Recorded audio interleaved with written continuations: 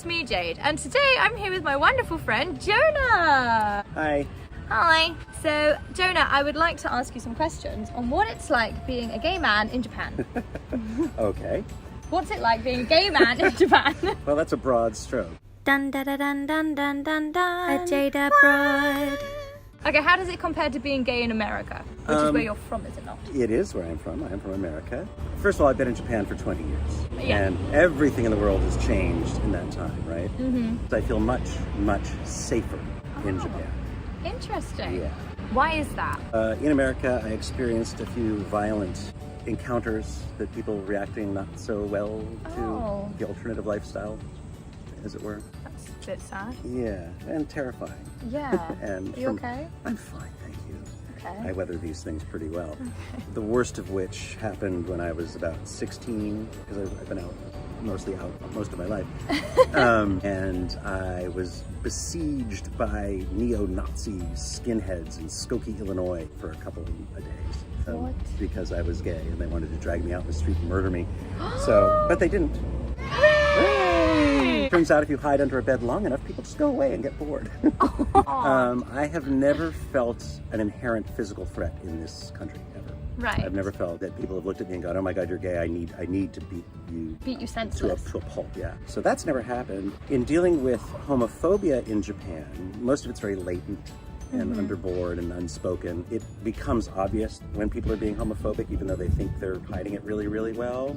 For example? Oh, just, you can tell through the interaction. The weirdest one here in Japan isn't, I don't know if homophobia is the right word for it, but it's a sort of lack of understanding as to what homosexuality actually is and how normalized it either is or should be. And this happened, again, a long time ago when I first came here, and Japanese women specifically be like asking, so do you have a girlfriend? And I would say, no, I'm gay. And they'd be like, the gay? Like, and shocked by it, and they're like, what, really? And when meeting Japanese men who also tend to be, I'd like to say open-minded about it, like they don't react violently, but they give us another reaction, which is when I, in response, say, well, are you gay? They're like, oh no, I'm normal. Oh, wow. Which is, I got so frustrated with that as an answer that I had to school this one guy. He was a sweet kid, right? Yeah. And he's like, no, I'm normal. I'm like, you can't say that. I mean, I'm normal too. I mean, you're a bit weird. I'm a bit weird, but but you know, it's not being not gay. in terms of sexuality. Yeah, it's not being gay that makes me not normal. Yeah. It's everything else, right? if anything, being gay makes me more normal. So that's a thing, and of course that's just an education, exposure, experience, and time, and eventually all these things will disappear in the world. I'm going to go off topic because I think this is even funnier. Okay. So now we're in a day and age of the LGBTQ plus community, and back when I was a kid, again in Chicago, I belonged to a gay bisexual youth group. Very active, very outspoken. Oh, a bunch that's of nice. Yeah, it was nice to have that support. It was also a wonderful dating pool. Most importantly. Most importantly. And at that point, everyone was like, So are you gay? Are you bisexual? well, what are you? And we were like, You know what? We're trying to avoid labels. We don't want to be labeled. we just want to be treated as people, right? Right. That was our thing. Right. And a few years ago, my friend's daughter goes to college and she gets into a dorm room with a person, right? Now we're dealing with these gender neutral terms. Yeah. A person who identified as sexually fluid, but insisted that they be identified gender male or gender female differently every given day, right? So some days she wanted to be she, some days he wanted to be he, and was furious if you got it wrong. But how are you supposed to Exactly. know? But no, there was no newsletter coming out about this, right? So my friend, whose daughter this was, meets this roommate, deals with this thing, and he comes back and he's like, what happened? Right? Everyone wants their labels now. Like they want to own their labels. And he's like my age. So when we were kids, weren't we just trying to get rid of labels? Wasn't that the whole point? So we've kind of come full circle on that. Interesting. Yeah. So what is the funniest memory you have relating to being gay and having a gay fun time in Japan? How dirty can I get? You can go as filthy as you like. Are you sure? I will be editing adjustingly. I've been in a couple of relationships, and when I'm not in relationships, I like to date. And when Who I'm doesn't? when I'm not dating, I like to, hook up. But who doesn't, right? I'm sure some people don't. I'm not judging. There is a bar that will remain nameless that was having for a while a wine blast. Now this means it was all the wine you could drink from, I believe, 7 o'clock at night until midnight. Red or white wine. For how long? For like 5 hours, 6 hours. And how much money? 1,000 yen. It was about $10. Ooh, And what? Yeah. And it's a clubby sort of bar anyway. They don't do this anymore, I think. Probably for legal reasons and reasons like this. So the thing about it is, it being clubby and it being very inexpensive, it attracted a much, much younger crowd, right? The 20-nothings, the Twinkies would all show up. Now I have a soft spot in my heart for the Twinkies.